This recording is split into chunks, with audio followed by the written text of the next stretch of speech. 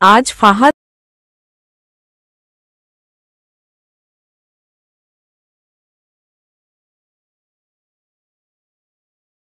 ফাহাদ ভাইয়ার বিয়ে।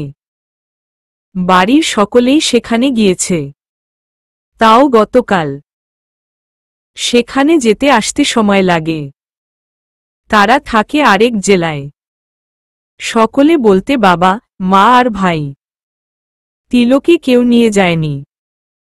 ও নিজেও মুখ ফুটে বলেনি ওকে নিয়ে যাওয়ার কথা। তিলোর ফুফু অর্থাৎ ফাহাদের মাই নিষেধ করেছে। সাথে প্রত্যেকেই ওকে না নিয়ে যাওয়ার পক্ষপাতী। কারণ হল সে যে ভালোবাসত ফাহাদকে, আর এ কারো অজানা নয়। বাইরে ঝুম বৃষ্টি পড়ছে। বাড়িতে কেউ না থাকার সুবাদে তিলোর বরং সুবিধাই হয়েছে। তিলো বৃষ্টি শুরু হতেই ছাদে এসে দাঁড়িয়েছে। কোনো দিনই সে বৃষ্টি উপভোগ করতে বা সেই আনন্দে ধেই ধেই করে নেচে ওঠেনি। খুব বেশি হলে গুনগুনিয়ে গান গেয়েছে। তার সঙ্গী ছিল তার বড় বোন তুলি। তার বিয়ে হয়ে গিয়েছে 2 বছর। 1 মাসের বয়সী একটা ছেলেও আছে। তুলি খুবই সুন্দরী হওয়ায় খুব ভালো বড় পরিবারে বিয়ে হয়েছে খুব কম বয়সে। বয়স 19 হতেই বিয়ে হয়ে গিয়েছে তার।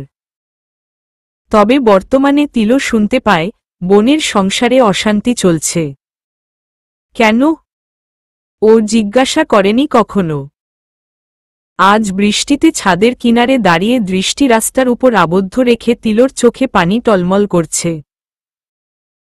ফাহাদ যে কোনো দিনই তার হওয়ার নয়, তা তো সে জানত। এরপরও কেন এত কষ্ট হচ্ছে ওর? বৃষ্টিকে আজকে তার বিশেষ ধন্যবাদ। তার গাল বেয়ে গড়িয়ে পড়া পানি একেবারে অস্পষ্ট করে দিচ্ছে সে। যদিও কেউই সেটা দেখার নেই। তিলোর বুক ফেটে কান্না আসছে। তার গাত্রবর্ণটিই কি তার থেকে সবার মুখ ফিরিয়ে নেওয়ার জন্য দায়ী? সবাই তো মানুষ। উপরের আবরণে কি আসে যায়? সে কালো। খুব কালো নয়, শ্যামলা বর্ণ, যা এই পরিবারে বেজায় বেমানান। পরিবারের সকলেই ফর্সা। কিভাবে যে তিলো কালো বর্ণের হয়ে জন্মালো, সেটা নিয়ে তিলো নিজেও দ্বিধায় ভোগে। তিলোর মা বাবা কখনো কিছু না বললেও দাদি, ফুফু, চাচি বেশ কথা শোনায়। আবার নতুন ভার্সিটি উঠে কিন্তু সে এমন বঞ্চনার শিকার হয়নি। বেশ কয়েকজনের একটা ফ্রেন্ড সার্কেলের সদস্য ও। বলতে গেলে মধ্যমণি। ওর সুরেলা কণ্ঠ আর ব্যবহারের কারণে সকলেই ওকে পছন্দ করে। বাড়ির কয়েকজন মানুষ যে কেন এমন সেটাই তিলো বোঝে না। একবার ওর মাকে বলতে শুনেছিল, তুলির জন্মের সময় থেকেই দাদি আর ফুফু শুধু ছেলে চাইত। তুলির জন্মের পর মেনে নিলেও দ্বিতীয়বারের মতো ওদের আশাহত করাই তারা বেশ নারাজ। তিলো মেনে নিয়েছে সবই। তিলোর রূপ নেই, তাই বলে কি ভালোবাসতে নেই? সে তো ভালোবেসেছিল, খুব খুব ভালোবেসেছিল ফাহাদ ভাইয়াকে। বুঝেও কেন মানুষটা ওকে সহ্য করতে পারত না। আর সেদিনকার অপমানটা তিলো মেনে নিতে পারছিল না। তিলো ফাহাদের বউয়ের ছবি দেখেছে। কি সুন্দর মেয়েটা। আসলেই ওকে কে মেনে নেবে? তিলোর নিজের চোখের পানি ছেড়ে দিয়ে চিৎকার করে কাঁদতে চাইল। গলা থেকে স্বর বের হচ্ছে না যেন। তিলো যেন এই বৃষ্টির কাছেই নিজের অভিযোগ রাখছে। কেন ফাহাদ ভাইয়া? আমার রূপ নেই বলেই কি আমি কোনো দিনও তোমার পাশে দাঁড়ানোর যোগ্যতা রাখি না? একবার সুযোগ দিতে, শুধু একবার, তোমাকে আমার ভালোবাসার চাদরে মুড়ে রাখতাম। তিলো কেবল কাঁদছেই না, এবার একটা ভয়ঙ্কর সিদ্ধান্ত নিল। ছাদের রেলিংয়ের উপর উঠে দাঁড়ালো ও। যদিও ও নিশ্চিত না এই একতলার ছাদ থেকে পড়ে কেউ কোনো দিনও মারা গিয়েছে কিনা। রাস্তাতেও পানি জমেছে। তিলোর মরতে ইচ্ছা করছে, আবার ভয়ও করছে। তিলো চোখ বন্ধ করে গভীর একটা শ্বাস নিয়ে লাফ দেওয়ার প্রস্তুতি নিতে নিতেই রাস্তার হাঁটু সমান পানি চিরে একটা রিকশাকে ওদের বাড়ির গেটের সামনে থামতে দেখে তিলোও থেমে গেল। রিকশা থেকে তুলি নামল। কোলে সাদা তোয়ালে মোড়ানো ছোট্ট ছেলেটা তার। এই ভারী বর্ষণে, বিরাট দুর্যোগে তুলিকে আসতে দেখে তিলো নিজেও থমকে দাঁড়াল। মরার আগে তুলির আগমনের কারণ জানার ইচ্ছা জাগল ওর। এটা না হয় ওর শেষ ইচ্ছা। একবার পুচকেটাকেও দেখা যাবে। তিলো খুবই ভালোবাসে পিচ্চিটাকে। প্রথমবার খালা হয়েছে শুনে সেদিন যে ও কত খুশি হয়েছিল তা ওর নিজেরই ধারণার বাইরে ছিল। তিলো রেলিংয়ের উপর থেকে নেমে একছুটে নিচে গেল। তবে সাবধানে, না হলে নিজের গা থেকে ঝরা পানিতে নিজেই চিৎপটাং হয়ে পড়ত।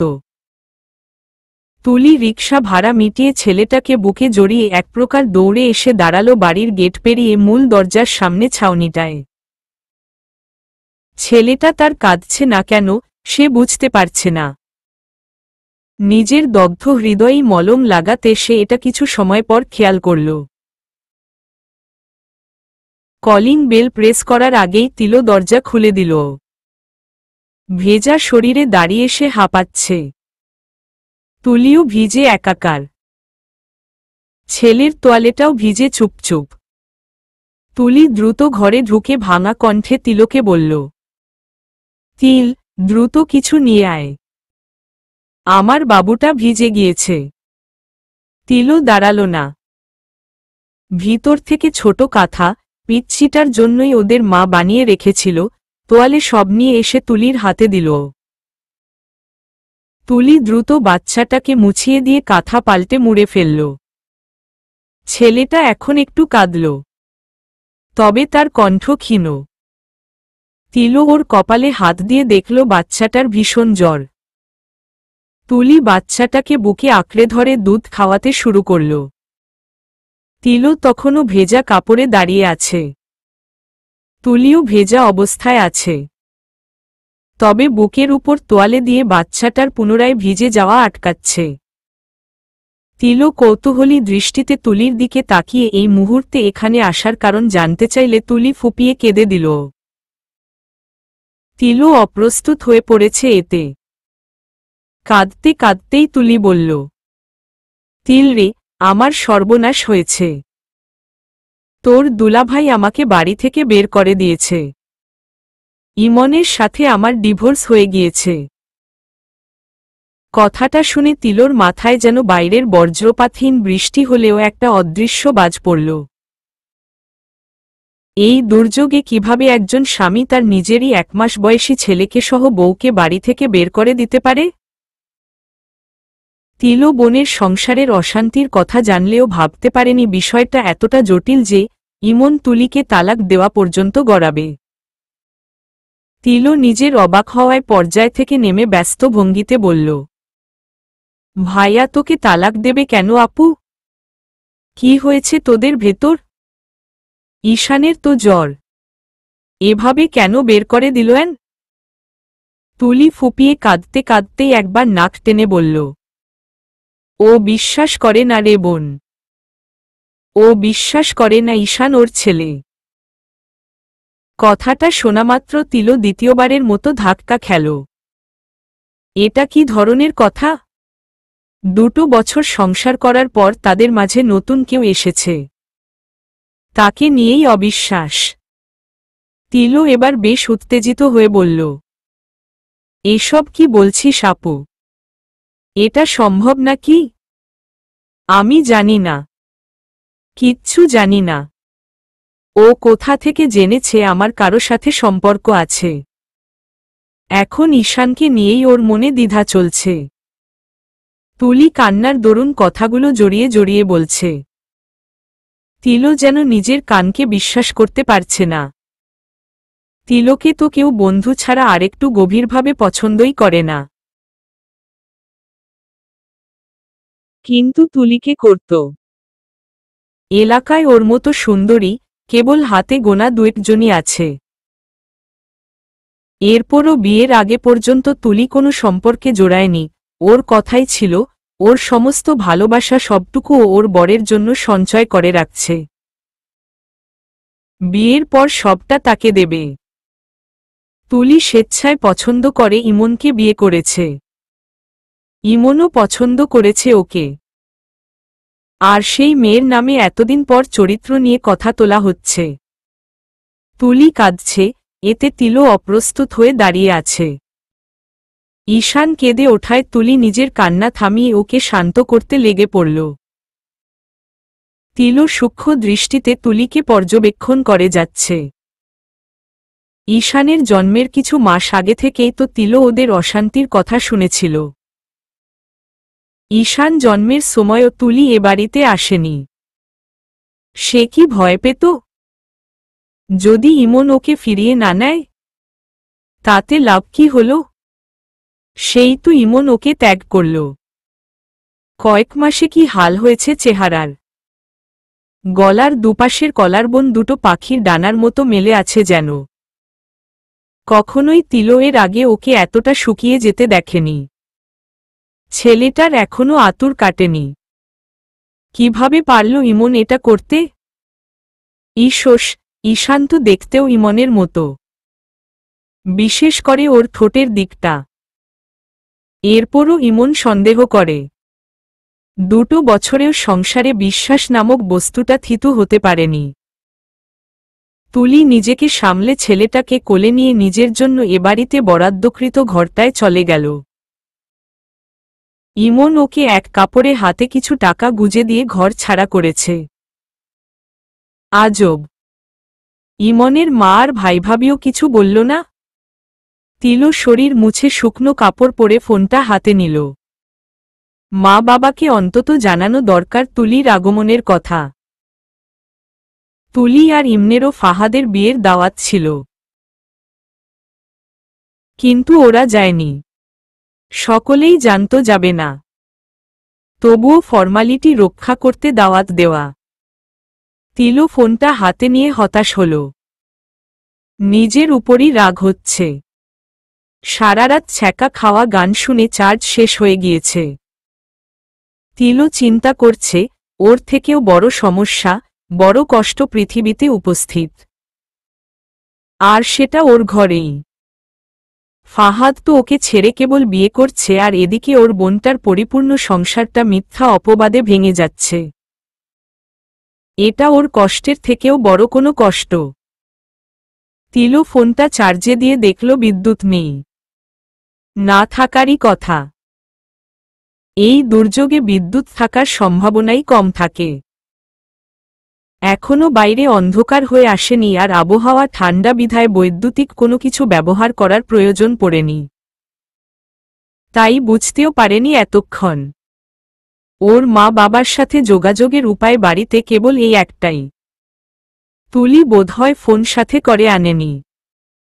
আনলে হাতে দেখতে পেত। তিলো তুলির রুমে গিয়ে দেখল, তুলি ঈশানকে ঘুম পাড়িয়ে ওর শরীরে ধীরে ধীরে হাত দিয়ে স্নেহের পরশ বুলিয়ে দিচ্ছে আর নিঃশব্দে কাঁদছে। তিলো ধীর পায়ে এগিয়ে গিয়ে বলল, তুই তো বোধহয় খেয়ে আসিসনি, খেতে আয়। তুলি ফুটবল ভঙ্গিতে বলল, ইচ্ছা করছে না রে তিল। তিলো দীর্ঘ একটা নিঃশ্বাস ফেলে মাঠে নামল। তুলিকে খাওয়ানোটা এখন ওর বিরাট দায়িত্ব। তিলোর জোড়াজুড়িতে তুলি অবশেষে খাবার টেবিলে আসে। তিলো রান্নাঘরে গিয়ে ফ্রিজ থেকে রান্না করা খাবার বের করে গ্যাস স্টোভে গরম করে নিয়ে আসে। তিলো নিজেও খায়নি দুপুরে। খেতে খেতে তুলি বলল, রান্না কে করেছে? আম্মু করে রেখে গিয়েছে। রাতে থেকেছে কে তোর সাথে? শাহানা আন্টি। এখন যাব ওনাকে বলতে, আজকে আসা লাগবে না। ওই খিটমিটে মহিলা? তুই থাকতে দিয়েছিস? কি করব? আম্মু বলে গিয়েছেন ওনাকে। তুই তো জানিস না, কি জোরে যে নাক ডাকেন। আমি পাশের রুমে শুয়ে তাই কানে বালিশ চাপা দিই। শাহানা আন্টির মেয়ে শারমিন আপু বলেছে আমাকে, ওনার পাশে ঘুমালে উনি মাঝরাতে কোল বালিশ বানিয়ে জড়িয়ে ঘুমান। আমি শুইনি তার পাশে এটা শুনে। তুলি তিলোর কথা প্রত্যুত্তর করল শুধু ওহ বলে। অন্য সময় হলে দুজনে বসে আরও পচাতো মহিলাকে, কিন্তু এখন তুলির সেদিকে কোনো আগ্রহই নেই। তিলোও বিষয়টা বুঝতে পেরে চুপ হয়ে গেল। খাওয়া শেষে হাত ধুয়ে তিলো জানালার পাশে এসে দাঁড়াল। বাইরে বৃষ্টির বেগ কিছুটা কমেছে। তিলো ছাতা হাতে পাজামা হাঁটু অবধি টেনে ঘর থেকে বেরিয়ে পড়ল শাহানা আন্টির বাড়ির উদ্দেশ্যে। এখান থেকে মোড়টা ঘুরলেই তাদের বাড়িটা। তিনতলা পুরানো বাড়ির দোতলায় তারা থাকেন। বাড়ির নিচতলা আর তিনতলা ভাড়া দেওয়া। এলাকায় তিনি খুবই জনপ্রিয়। ছেলেটা বিদেশে থাকে বউ নিয়ে আর মেয়েটার বিয়ে হয়ে গিয়েছে চট্টগ্রামে। স্বামী এখনও নিজের ছোট ব্যবসাটা চালিয়ে যাচ্ছেন। মহিলার সংসারে দায়িত্ব খুবই কম। ছেলে আর স্বামীর পয়সায় রান্না করার লোক, ঘর পরিষ্কারের লোক আছে। তাই পরোপকারী হিসাবে তাকে এলাকায় এমন কোনো মহিলা নেই যে চেনে না। এবাড়ি ওবাড়ি করে সারাদিনই আড্ডা দিয়ে বেড়ায় নিজের বয়সী বা বড় ছোট মহিলাদের সাথে। অবসরের দারুণ বন্ধু তিনি।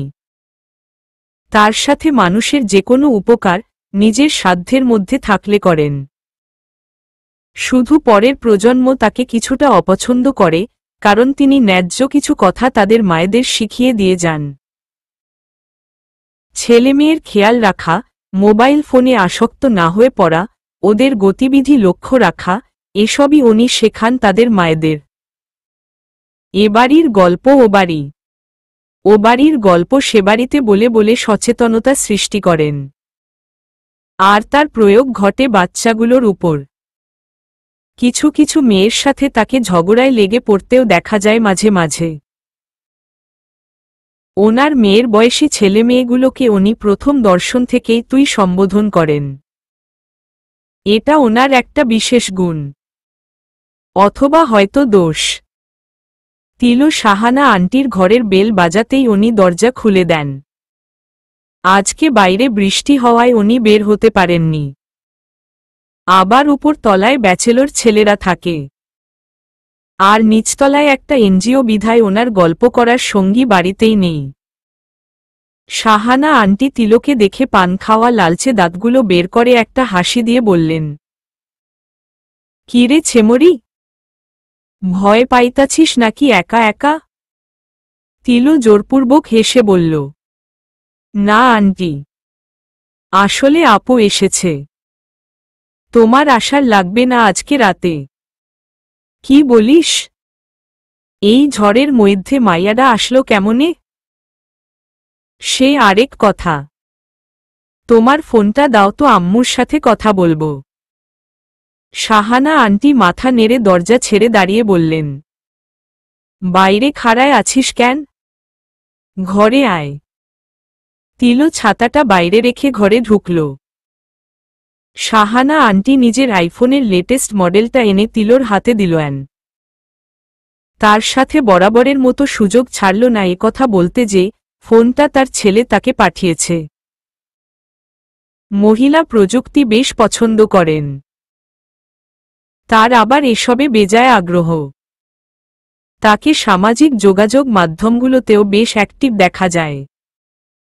নতুন মডেল বের হলেই ছেলের কাছে তার আবদার, সেটা পাঠাতে হবে।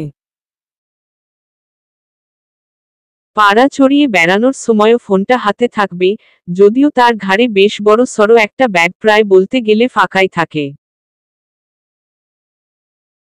তিলো ওর মাকে ফোন করল। দুবার বাজার পর তৃতীয়বারে নাসিরা পারভিন ফোন তুললেন। ফোনটা তুলেই তিনি বললেন, কি শাহানাপা, কোনো সমস্যা হয়েছে নাকি? তিলো খুক করে একটু কেশে বলল, আম্মা, আমি তিল। তুলি আপু এসেছে বাড়িতে। ঈশানের খুব জ্বর। তিলো পুরোটা বলতে চাচ্ছে না শাহানা আন্টির সামনে। ঘরের কথা বিবিসি নিউজের প্রধান সাংবাদিকের সামনে বলা মানে সাথে সাথে টেলিকাস্ট হয়ে যাবে। ছোটখাটো একটা বিস্ফোরণ ঘটবে এলাকায়। তিলো চিন্তা করছে, তিলো বের হয়ে যেতেই উনি ওনার পরিচিত ভাবিদের ফোন করে করে বলবেন, জানেন ভাবি মোড়ের দুটো বাড়ি পড়ে উত্তর দিকে যে একতলা ছোট বাগান বাড়িরা আছে না, ওইখানে যে নাসিরা আপা থাকে, তার বড় মাইয়াডারে তো ওর বর ছাইরা দিছে। কবে কিডা, কি করছে ও? এখনকার ছাওয়াল মাইয়ারা যে কি, তা কম যায় না। এগো তো পান থেইকা চুন খসলেই সংসার শেষ, ইত্যাদি ইত্যাদি। কথাগুলো তিলো কল্পনা করে নিজেই অবাক হল। শাহানা আন্টির দিকে তাকিয়ে দেখল, তিনি ড্যাবড্যাবে চোখে ওর দিকে তাকিয়ে আছেন। নাসিরা পারভিন বললেন, এই বর্ষায় তোমার বোন কেন এসেছে? ইমন দিয়ে গিয়েছে? আজব। যেই তুলি ফাপড়ে পড়ল, সেই সে শুধু তিলোর বোন হয়ে গেল। না। মৃদুস্বরে জবাব দিল তিলো। তিল শোনো, আজকে ঝড় কিন্তু সারা দেশেই হচ্ছে।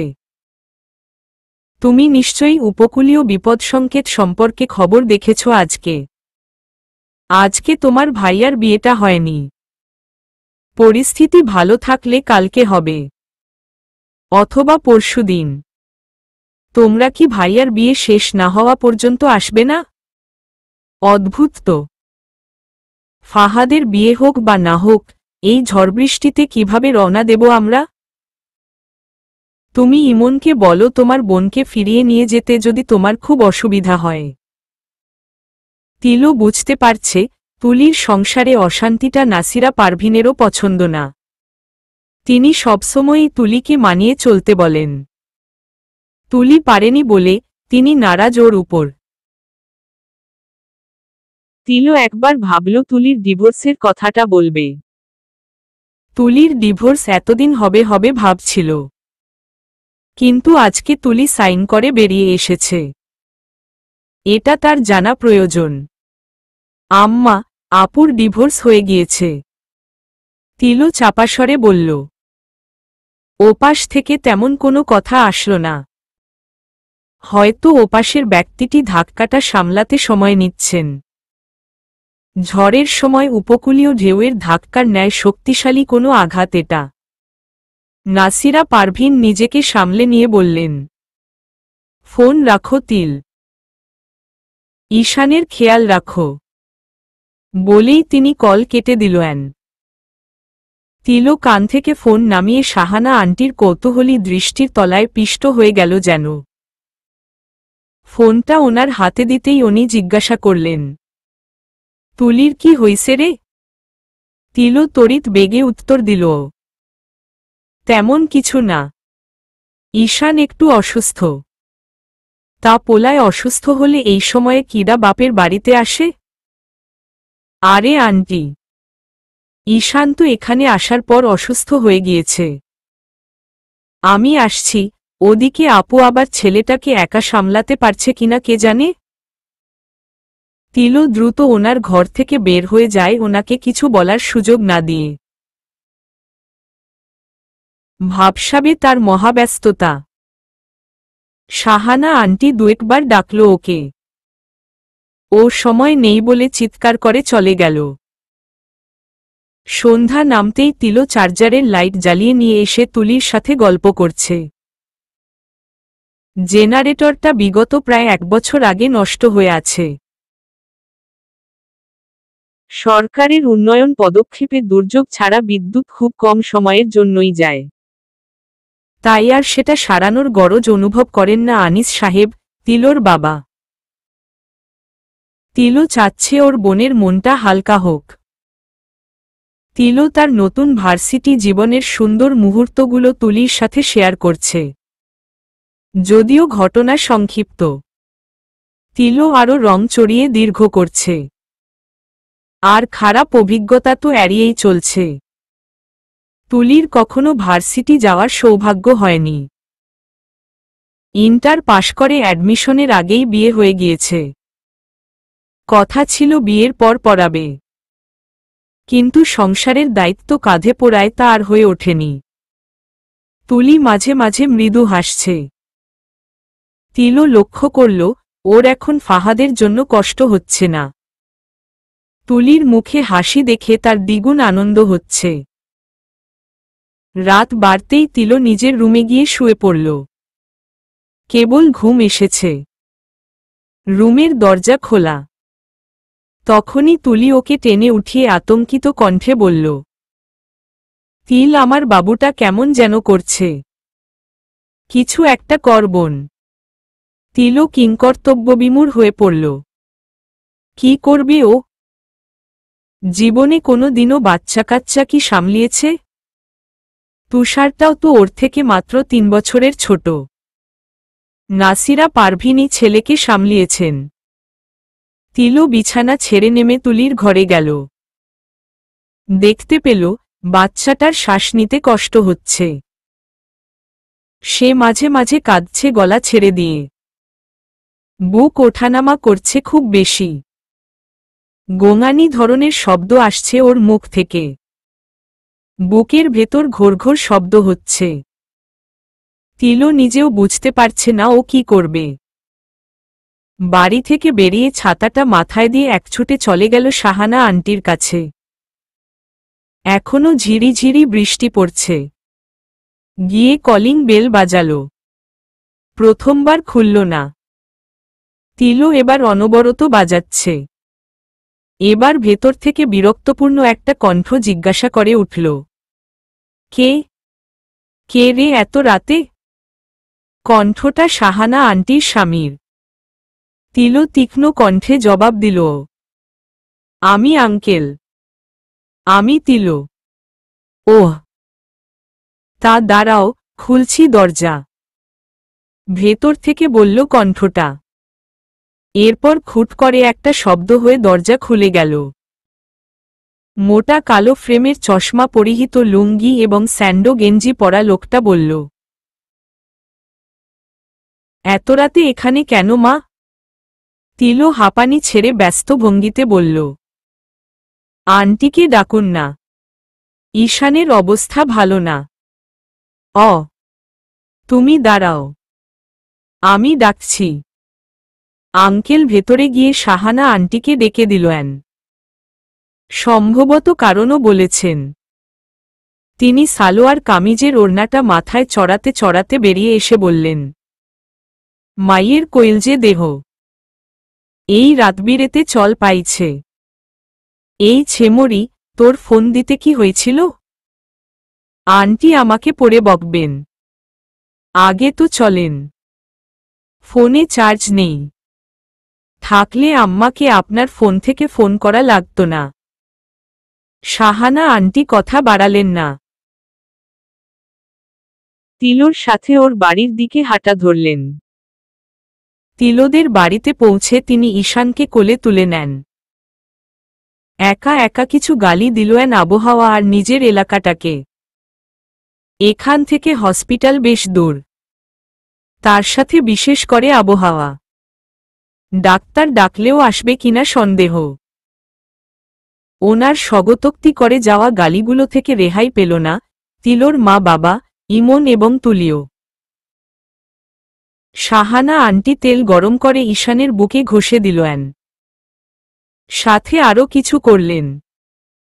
ঈশান অবশেষে ঘুমিয়ে পড়তে সক্ষম হল। উনি সারারাত ঈশানকে নিজের পায়ের উপর ঘুম পাড়িয়ে রাখলেন। পরদিন সকালে উনি বাড়ি ফিরলেন। সেদিন আবহাওয়া কিছুটা ভালো। তুলি, তিলো আর ঈশান সারাদিনই বাড়িতে। বিকালে তিলোর বন্ধুরা আসলো ওদের বাড়িতে। বিদ্যুৎ তখনও আসেনি।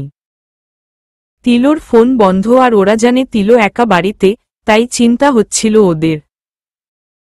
সেদিন সন্ধ্যার পর বিদ্যুৎ সংযোগ ঠিক হল। অবিবেচকের মতো ফোনের চার্জ সব শেষ করে ফেলা এবং কখনোই পাওয়ার ব্যাংক না কেনার পক্ষপাতী থাকাতে নিজের সামান্য অনুশোচনা হল তিলোর। তিলোর মা যাওয়ার আগে অনেকটা রান্না করে রেখে গিয়েছেন। যদি ওনার আসতে আরও 2-4 দিন দেরি হয় সেই আশঙ্কায়। তিলো মোটামুটি রান্না পারলেও ভারী খাবার রান্নায় একদমই অপটু। তবে তুলি পারে।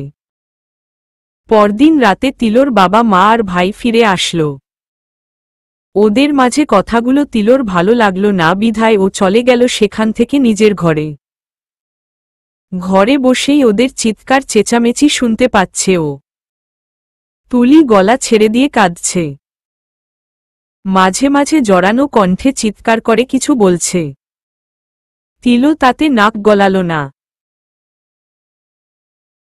পরদিন সকালে ভার্সিটি গেট থেকে ঢুকে খানিক দূর হেঁটে গিয়ে নিজের বন্ধুদের ছোট জটলাটা চোখে পড়ল। হাসি মুখে সেদিকে এগিয়ে যেতে নিতেই কারো গম্ভীর কণ্ঠ কানে আসলো ওর। এই যে মিস দ্বারকাক। সিনিয়রদের দেখে যে সম্মান দিতে হয়, সালাম দিয়ে ভার্সিটিতে ঢুকতে হয়, এটুকু ম্যানার্স কি আগের কলেজে শেখানো হয়নি? তিলো পেছনে ফিরে তাকিয়ে একটা শুকনো ঢোক গিলল। ভার্সিটির জীবনটায় ওর আনন্দটাই মাটি করে দেয় সিনিয়রদের এই দল। শুধু ওর না, সব পিচ্চিগুলোর, মানে জুনিয়রদের। তিলো পেছনে ফিরে সিনিয়রদের দলটাকে দেখে ঘাবড়ে গেল। আজ কি ওরও ছাড় নেই? এই কয়েকদিন তো লুকিয়ে চুরিয়ে বেঁচে গিয়েছে। এই বিষয়টায় ওর মাঝে একটা হেজিটেশন কাজ করে। ও সবসময়ই ঝামেলামুক্ত থাকতে পছন্দ করে, তা সে ঘরে হোক বা বাইরে। যদি ঝামেলা আর কারো ঘাড়ের উপর থেকে চালানো যায় তো ও সেটাই করে। এখনো নিজেকে ছোট মনে করে, যার বড়দের আলোচনার মাঝে থাকতে নেই। তাই তো তুলির বিষয়ে ও একদমই নাক গলাচ্ছে না। তিলোর গায়ের বর্ণ কালো, তাই বলে তাকে দ্বারকাক উপমা দেওয়ার কি আছে? ও মানুষ, ওরও আত্মসম্মান আছে। ছোটবেলায় বেশ লাঞ্ছনার শিকার হয়েছে ও, যখন আসলে বন্ধুরা কিছু বুঝত না। কিন্ডারগার্টেন স্কুলে ওর পাশে কেউ বসতে চাইত না। টিচারদের থেকে বিরূপ প্রতিক্রিয়া না পেলেও ওর ক্লাসমেটগুলো সে সময় ভীষণ পাজি ছিল। ও যদি সামনের বেঞ্চেও বসত, ওরা কেউই বসত না। ওকে বরাবরই একা থাকতে হতো। কালো বলে ওর স্পর্শও কেউ পছন্দ করত না। আমার ভাইয়ের কিন্ডারগার্টেনেই আমি এমন একটা ঘটনা বাস্তবে ঘটতে দেখেছি। ধীরে ধীরে বড় হতে হতে যখন আশেপাশের মানুষগুলো ওকে মানিয়ে নিতে শুরু করল, তখন থেকে ও কিছু বন্ধু জুটিয়ে নিতে সক্ষম হল। এখন তো ভার্সিটিতে বেশ কিছু বন্ধু ওর আছে। সিনিয়রদের দলটা ওর বেশ কাছে এগিয়ে এলো। তাদের মধ্যে একটা মেয়ে বলল, তো মিস কাকতারুয়া, এতদিন কোথায় ছিলেন আপনি? আমরা তো আপনাকে খুঁজেই পাইনি। অবশ্য পাবই বা কি করে? আপনাকে তো আসলে দেখাই যায় না। অন্ধকার শুধু না, দিনের আলোতেও তো আপনাকে দেখা যায় না। মেয়েটা বলেই হেসে দিল। তার সাথে আরও কয়েকজন তাল মিলিয়ে হাসল। তিলো এমন কথা ওর দাদি আর চাচির মুখে শুনেছে। চাচা চাচি থাকেন রাজশাহীতে। চাচার সরকারি চাকরির ট্রান্সফার এখন সেখানে। দাদিও তাদের সাথেই থাকে। কথাগুলো আগেও শুনে থাকলে নতুন করে এখন অন্য কারো মুখে সবার সামনে দাঁড়িয়ে শুনতে তিলো অপ্রস্তুত হয়ে পড়ার পাশাপাশি ওর বেশ লজ্জাও লাগছে। তিলো হাত মুঠ করে আসমানি রঙের থ্রিপি ছটার একটা মাথা খামচে ধরে রেখেছে। চোখজোড়া মাটিতে আবদ্ধ করে রেখেছে। মনে মনে প্রার্থনা করে যাচ্ছে, আল্লাহ যেন ওর বন্ধুগুলো অন্তত ওকে এখানে দেখতে পায় আর কিছু একটা উপায় বের করে এই লজ্জাজনক পরিস্থিতি থেকে উদ্ধার করে। তাহলে মিস, আপনি এতদিন লুকিয়ে থাকায় আপনার শাস্তি সুদে আসলে বাড়ল। আপনি এক কাজ করুন। মেয়েটা কথাটা শেষ হওয়ার আগেই একটা ছেলে বলল, তুমি কেবল একটা গান শোনাও। তিলো চকিতে মাথা উঁচু করে তাকালো সামনে। কণ্ঠের অধিকারীকে দেখে তিলো একটা ছোটখাটো ধাক্কা খেল। তিলোর সাথে সাথে বাকিরাও তাকালো সেদিকে। এটা একটা পুরুষের কণ্ঠ।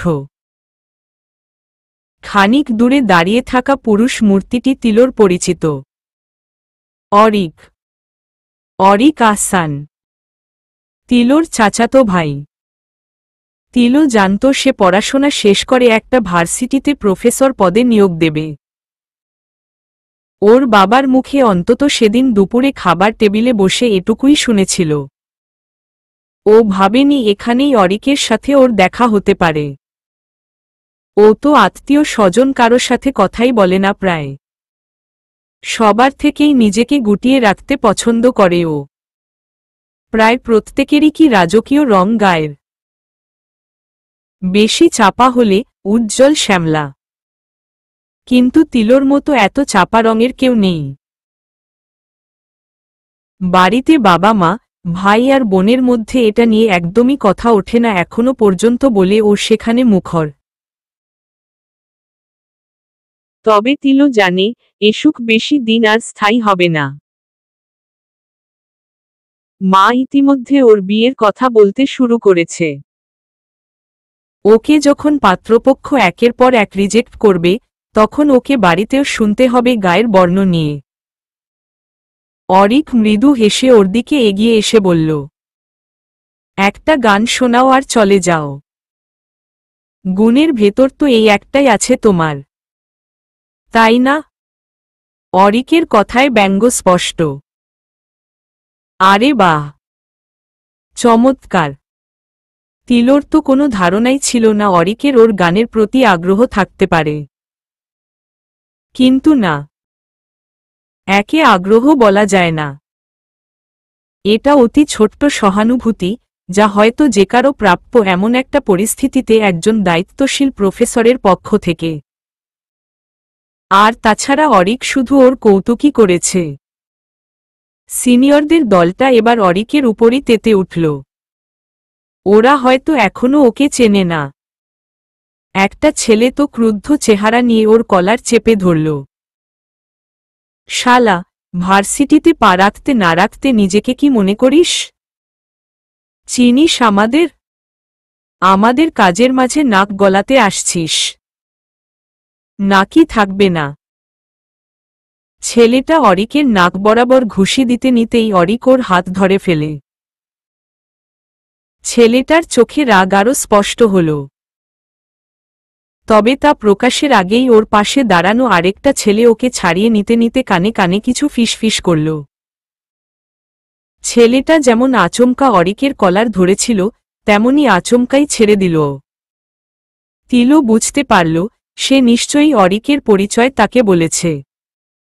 ইতিমধ্যে আশেপাশে উপস্থিত অধিকাংশের নজরই এদিকে।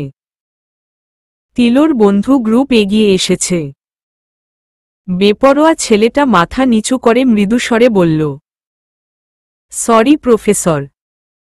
ব্যাস, এর বেশি কিছু বলল না। হয়তো তার ইগোতে লাগছে। তিলোর কোনো প্রকার অনুভূতি নেই। ও জানে অরিক রগচটা ধরনের। এখনো কিভাবে শান্ত হয়ে আছে এটা তিলোকে সামান্য ভাবাচ্ছে। কিন্তু এই ঘটনা যে আরও এগিয়ে যাবে এ বিষয়ে তিলো নিশ্চিত।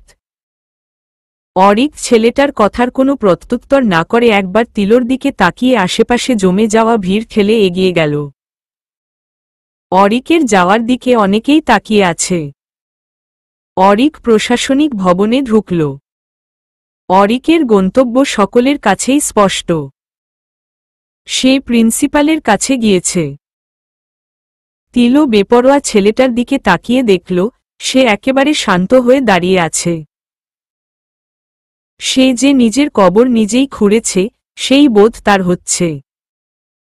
এখন শুধু কবরে ওর শরীরটার ডেলিভারি বাকি। তার চোখে মুখে আফসোস প্রকাশ পেলেও সে ছিল নির্বিকার। ধীরে ধীরে সেখানকার জটলা পাতলা হয়ে যে যার অবস্থানে ফিরে গেল। তিলো ক্লাসে মন বসাতে পারছে না।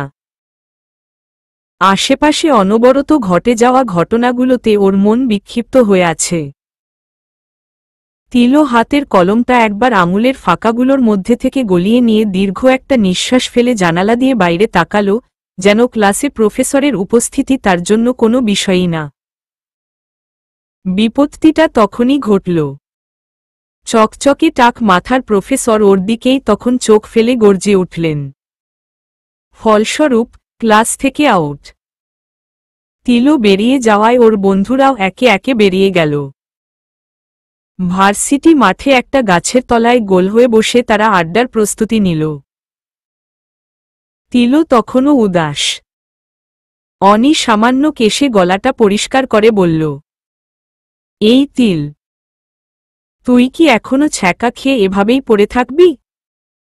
আরে দোস্ত, জীবনে কত ফাহাদ আসবে যাবে, একজনের জন্য নিজের সময়টা নষ্ট করার কোনো মানে হয়? আমি তো আজও গেলাম। তিলো ভ্রু কুঁচকে বলল, আজও গেলি মানে? প্রত্যুত্তরে অনি কেবল মুচকি হাসল।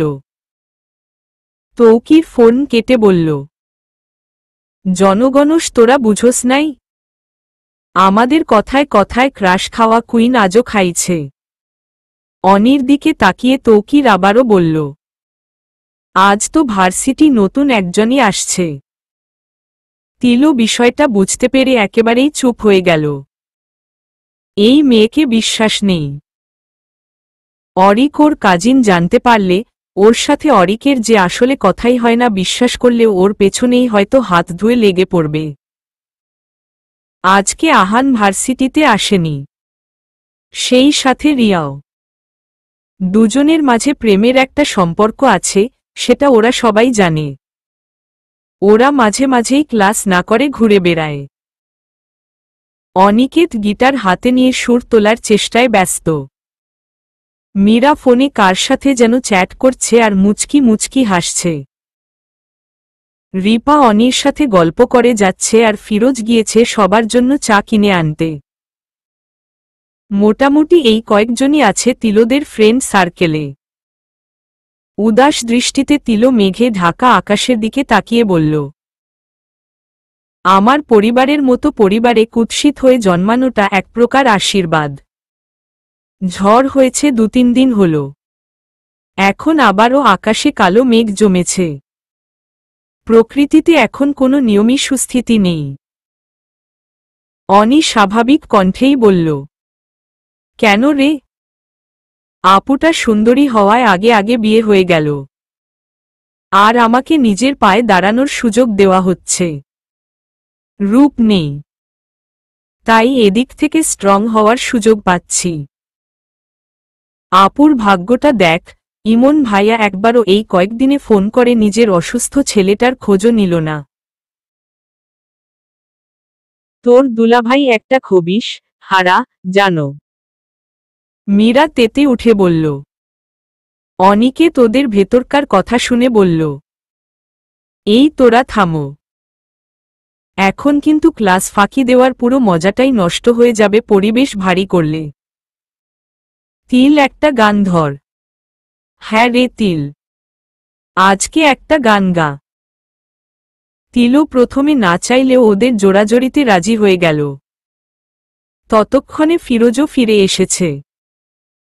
অনিকেত গিটার বাজাচ্ছে আর তিলো গান গাচ্ছে, এরপর ওরাও একসাথে গলা মেলাল।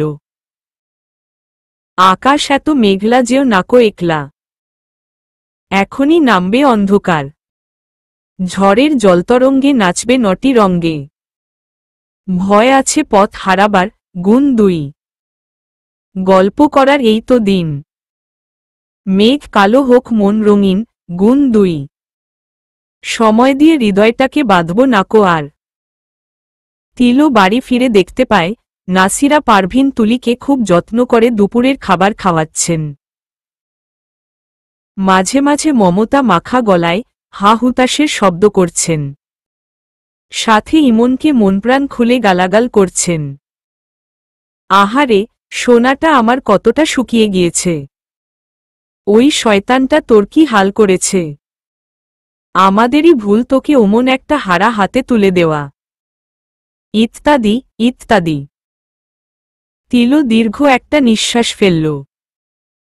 আসলেই মানব মস্তিষ্ক বড়ই অদ্ভুত। ঘটনা কিছুটা এমন, যেমন ছেলেমেয়ে পরীক্ষায় আশাতীত ফলাফল করতে না পারায় বাড়িতে বকাবকি করা হয়েছে। এরপর সে দুয়েকদিন জেদ করে না খেয়ে, নিজের গাফিলতির জন্য অনুতপ্ত হয়ে এবং ভবিষ্যতে আরও সতর্ক থাকার প্রত্যাশা দেওয়ায় বাবা মা যেমন এই দুয়েকদিনের আদরের অভাব পূরণ করতে একটু বেশি আহ্লাদী হয়ে পড়েন, কিছুটা তেমন হয়েছে তুলির ক্ষেত্রে আচরণটা।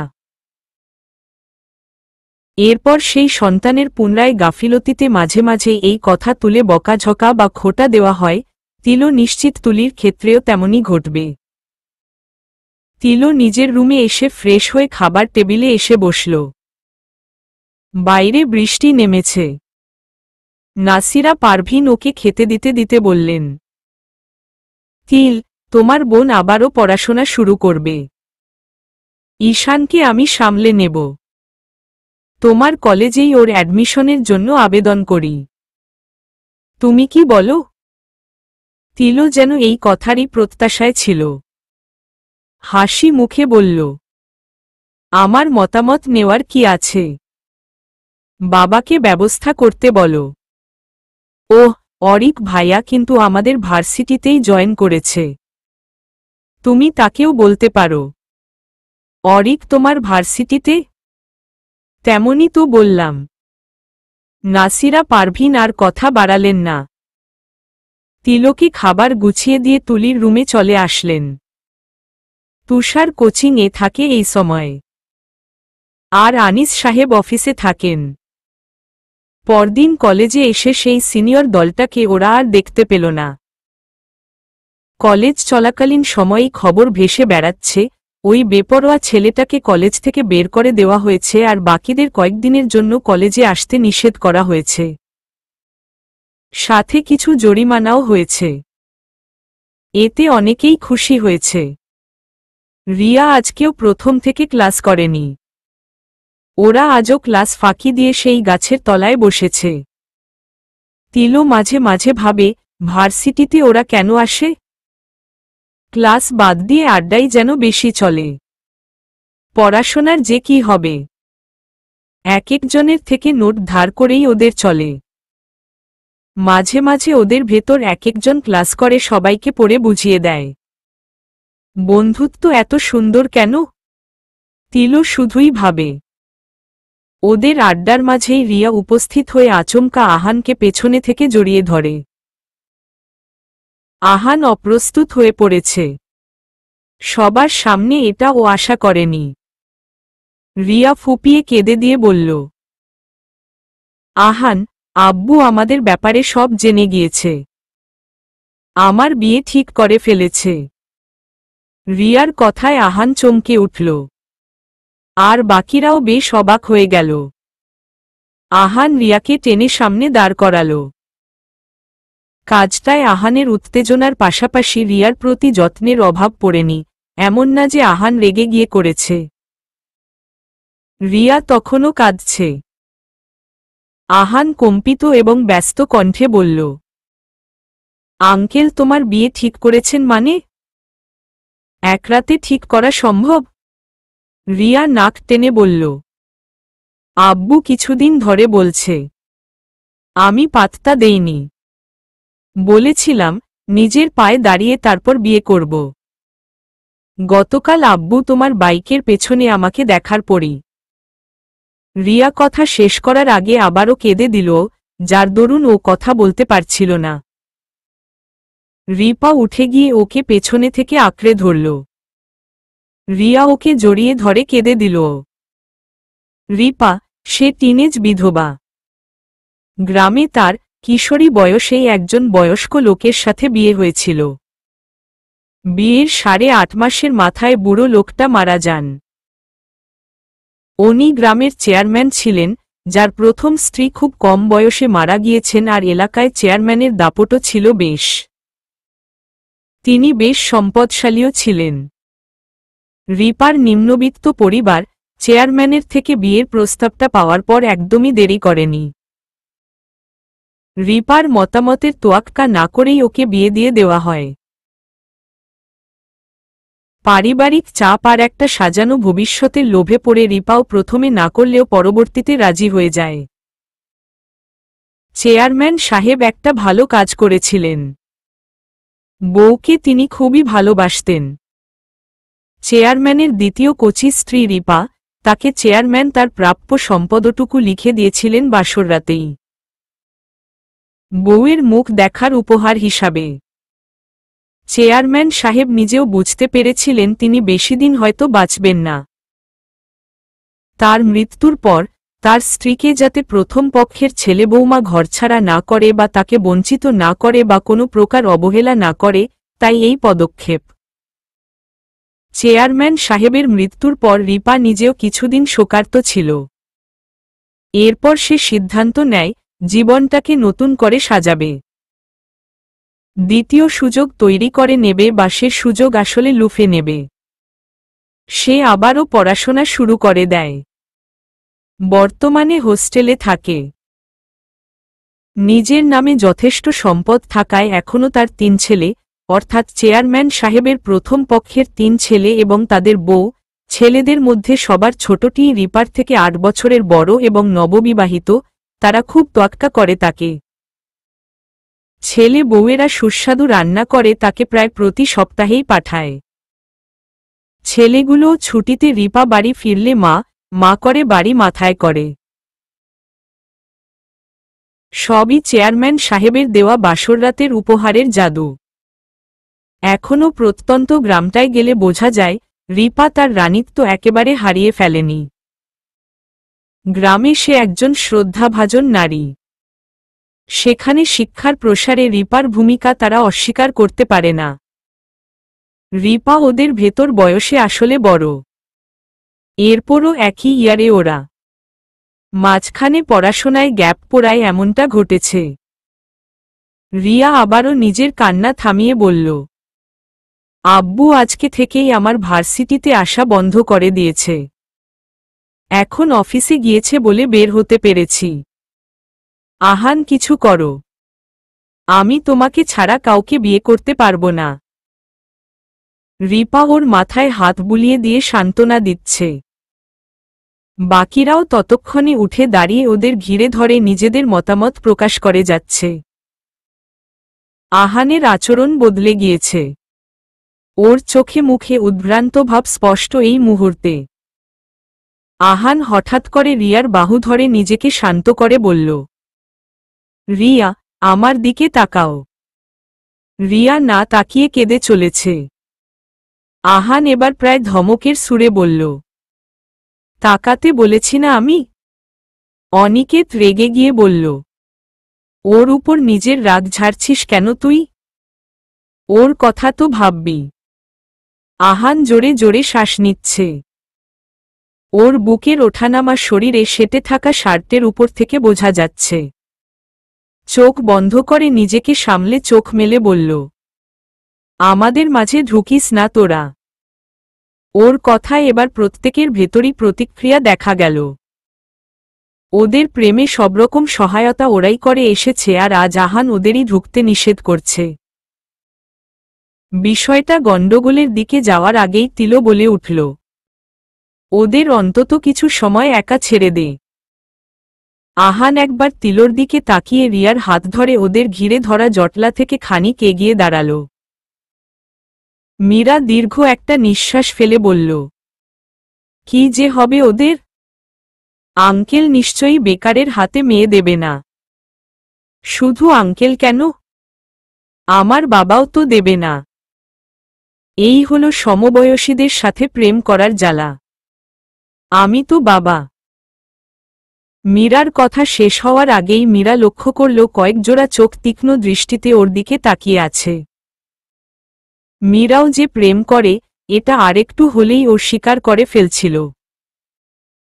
মীরা নিজের কথার লাগাম টেনে ঠোঁটজোড়া জিহ্বা দ্বারা ভিজিয়ে নিয়ে বলল, আমাদের আগে ওদের দিকে মনোযোগ দেওয়া উচিত। ওদের সমস্যাটা বেশি গভীর আর সমাধানটা এই মুহূর্তে অধিক গুরুত্বপূর্ণ। অনি সহমতের সুরে বলল, এক্স্যাক্টলি, আমি এটাই বলতে চাচ্ছিলাম। গাধি। এটুকু অন্তত বুদ্ধি হয়েছে যে তুই ধরতে পারছিস কোনো কথাটা যুক্তিসঙ্গত। তৌকির বলল। ওর কথায় অনি মুখ ভেঙচিয়ে চোখজোড়া আহান আর রিয়ার উপর আবদ্ধ করল। দেখো রিয়া, কেঁদো না। আজকেই আমার আব্বু আম্মু যাবে তোমাদের বাড়িতে বিয়ের প্রস্তাব নিয়ে। কণ্ঠে উদ্বিগ্নতা ঢেলে আহান বলল। রিয়া চোখ একবার মুছে নাক টেনে বলল, তোমার মনে হয় আমার আব্বু মেনে নেবে তোমাকে? আহান, তুমি বেকার। আব্বু কখনোই মেনে নেবে না। তাহলে কি করতে পারি আমি? রিয়া, কেঁদো না প্লিজ। পালিয়ে বিয়ে করি চলো। রিয়ার কণ্ঠে উৎফুল্লতা। হোয়াট? পালিয়ে বিয়ে করব আমরা? রিয়া মাথা নাড়িয়ে সম্মতি জানাল। আহান ফোঁস করে একটা নিঃশ্বাস ফেলে বলল, মাথা খারাপ তোমার? ওনারা মেনে না নিলে আমরা যাব কোথায়? তোমার বাবা তো তোমার সাথে সব সম্পর্ক নষ্ট করে দেবে। তাছাড়া আমি তোমায় খাওয়াবো কি? রিয়া এবার মাটিয়ে বসে পড়ে কান্নার বেগ বাড়িয়ে দিয়ে বলল, আমাকে ভালোবাসো না তুমি? কখনো ভালোবাসোনি। আমার বিয়ে হয়ে যাক, সেটাই তো তুমি চাও, তাই না? তোমার বাবা মা কি মেনে নেবে না আমাকে? আমার আব্বুর মানা না মানায় কি আসে যায়? আহান হাঁটু গেড়ে ওর সামনে বসে ওর চোখের পানি মুছিয়ে দিয়ে বলল, প্লিজ রিয়া, বোঝার চেষ্টা করো। আমি। রিয়া এক ঝটকায় ওর হাত সরিয়ে দিয়ে বলল, বাপ তো আমার। আমি যদি পালাতে পারি তো তোর সমস্যা কি? লাগবে না তোকে আমার। আমি যাচ্ছি। তোর সাথে ব্রেকআপ। একদম আমার রাগ ভাঙাতে আসবি না। বলতে বলতে রিয়া উঠে দাঁড়াল। চলে যেতে যেতে বলল, দেখিস, তোর থেকে ভালো ছেলে বিয়ে করে দেখাবো আমি। তুই থাক তোর ইগো নিয়ে। তোর ইগোকে বিয়ে করিস বাড়ি গিয়ে। আহান হতাশ দৃষ্টিতে ওর দিকে তাকাল। প্রতি সপ্তাহের রেগুলার ব্রেকআপের সময় বলা কথাগুলো রিয়া এখনো বলে যাচ্ছে। 2-1 ঘন্টা পরই রিয়া আবার ওকে মেসেজ করতে শুরু করে। আজ কি হবে তা আহান জানে না। তবে আজকের পরিণতি ভালো হবে না, এটুকু ও বুঝতে পারছে। আহানই বা কি করবে? রিয়াকে বিয়ে করে খাওয়াবে কি? নিজে কিছু করে না। বাবা সরকারি স্কুলের শিক্ষক ছিলেন, যিনি রিটায়ার্ড করেছেন। বহু কষ্টে শখের ভেতর একটা বাইক পূরণ হয়েছে। তাও কেবল ওর শখ পূরণে না, পারিবারিক কাজেও লাগে। যেমন বাজার করতে রিকশা বা অটোতে না গিয়ে ওর বাবা ওর বাইকটাই ব্যবহার করেন। ছোট বোনটাকে স্কুল, টিউশনে ড্রপ করে দেওয়াসহ ইত্যাদি কাজে। পেনশন যা পায় ওর বাবা, তা দিয়ে সংসারটা কোনো মতে চলার পাশাপাশি বোনের লেখাপড়া আংশিক চলে। আহান এরপর 3-4টা টিউশন করাই। এভাবে টানাটানিতে চলছে। এর মধ্যে রিয়াকে বিয়ে করে ওকে সুখী করবে কি করে? রিয়ার বাবা যথেষ্ট অবস্থাসম্পন্ন ব্যক্তি। প্রাইভেট একটা কোম্পানির ম্যানেজার। মোটা স্যালারি পান। সেভাবেই জীবন চালান। রিয়াও বিলাসিতা পছন্দ করে। আহান কিছু না করলে সংসারে তো রোজ ঝামেলা হবে। রিয়ার চলে যাওয়ার দিকে তাকিয়ে আহানের চোখজোড়া ঝাপসা হয়ে উঠল। হয়তো এটাই তাদের সমাপ্তি। আহান ডাকল না একবারও রিয়াকে। সেই কলেজ থেকে তারা প্রেম করে আসছে। ভাবতে পারেনি হঠাৎ করেই সব শেষ হয়ে যেতে পারে। রিয়া চলে যেতে গেলে ফিরোজ ওকে কয়েকবার ডাকল। রিয়া তবুও দাঁড়াল না। ভার্সিটি গেট থেকে বেরিয়ে একটা রিকশা ধরে বাড়ির পথ ধরল। চোখে থেকে তার পানির ধারা থামছেই না। রিয়া চেষ্টা করেও থামাতে পারছে না। ভেতরটা মনে হচ্ছে দুমড়ে মুচড়ে যাচ্ছে। কেউ শরীরের কোনো একটা অঙ্গ টেনে ছিঁড়ে ফেলছে যেন। যেটা প্রতিরোধ করতে সে সম্পূর্ণ নিরুপায়। ওরা বন্ধুরা আহানের কাছে এগিয়ে এলো। এক একজনের এক এক অভিমত। কেউ সান্ত্বনা দিচ্ছে তো কেউ দুষছে, গালাগালি করছে তো কেউ তাকে থামতে বলছে। ওদের কথাবার্তার মাঝেই গম্ভীর ভারী কণ্ঠে কেউ তিলোর নাম ধরে ডাকল। তিলোসহ প্রত্যেকের দৃষ্টি এখন শব্দ উৎসের দিকে। তিলো অপ্রস্তুত অবস্থায় পড়ে গেল অরিক ওকে ডেকেছে দেখে। ওরা যদি জেনে যায় অরিক ওর ভাই? বিরক্তিকর। বাড়ির লোকজন ওর গায়ের রং নিয়ে বলে, সেটা ওর বন্ধুরা জানে। এখন অরিক কি সাক্ষ্য প্রমাণ সবকিছু বাস্তবে ওদের সামনে উপস্থাপন করবে? তিলো ভদ্র কণ্ঠে বলল, ইয়েস প্রফেসর। অরিক কর্কশ সুরে বলল, তোমরা ক্লাস টাইমে এখানে কেন? ভার্সিটিতে কেবল আড্ডা দিতে আসো নাকি? ওরা প্রত্যেকেই এবার ঘাবড়ে গিয়েছে। আহানের ব্যাপারটার জন্য তো অরিকের উপস্থিতির কারণ ওরা কেউ আন্দাজ করারই ফুরসত পায়নি। এখন ভয় করছে। এই প্রফেসরের দাপট তো প্রথম দিনই দেখে নিয়েছে তারা। যেসব সিনিয়রদের বিরুদ্ধে বাকি সব প্রফেসর মুখ বন্ধ করে থাকত, সেখানে অরিক প্রথম দিনই ওদের বিরুদ্ধে শুধু বলেইনি, ওদের পানিশমেন্ট দিয়ে শান্ত হয়েছে। ওরা কেউই কিছু বলছে না। ওদের চুপ করে থাকতে দেখে অরিক গর্জে উঠল, তোমরা যে কেবল আড্ডা দিতে ভার্সিটিতে আসো, এগুলো তো নিশ্চয়ই তোমাদের প্যারেন্টস জানেন না। ওনারা তো ভাবেন তাদের সন্তানেরা কত ভালো পড়াশোনা করে যে রোজ ভার্সিটিতে যায়। পরীক্ষার খাতায় কি লিখবে তোমরা ক্লাস না করলে? তাদের ঠকাচ্ছ, ইত্যাদি ইত্যাদি। অরিক বলেই গেল। হুমকি দিল ওদের প্যারেন্টস ডেকে সব বলে দেবে, প্রিন্সিপালের কাছে যাবে। তিলোর অবাক লাগছে, ওরা বড় হয়েছে, আর অরিক কিনা ওদের হাইস্কুলের মতো হুমকি ধামকি দিচ্ছে। একগাদা লেকচার দেওয়ার পর অরিক সরাসরি তিলোর দিকে আঙ্গুল তুলে বলল, আর এই মেয়েটা? এই মেয়ে নিজের তো শ্রী, ওই না পড়লে করবে কি জীবনে? এখনই ক্লাসে যাও তিলো, আর একদিনও ক্লাস টাইমে তোমাকে বাইরে দেখলে সোজা তোমার বাবার কাছে নালিশ করে দেব। রিমেম্বার। অরিক কথাগুলো বলে চলে গেল সেখান থেকে। তিলো বরাবরের মতোই বিড়বিড় করল, নালিশ করে যত বালিশ পাবে তাই দিয়ে বালিশের দোকান দিও। ভার্সিটিতে তোমাকে এলাও কোনো বলদ করল, সেটাই আমাকে ভাবাচ্ছে। তোমার 14 পুরুষের ভাগ্য এখানে পড়াতে পারছ, আবার বড় বড় কথা। অনি সূক্ষ্ম দৃষ্টিতে তিলোর দিকে তাকাল। অরিক ওর নাম জানল কি করে, আর ও কে ই নির্দিষ্ট করে এত বেশি কিছু বলল কেন, এসবই অনির মস্তিষ্কে আঘাত করছে। তিলো তাহলে অরিককে চেনে? ভাবতেই অনির মন নেচে উঠল যেন।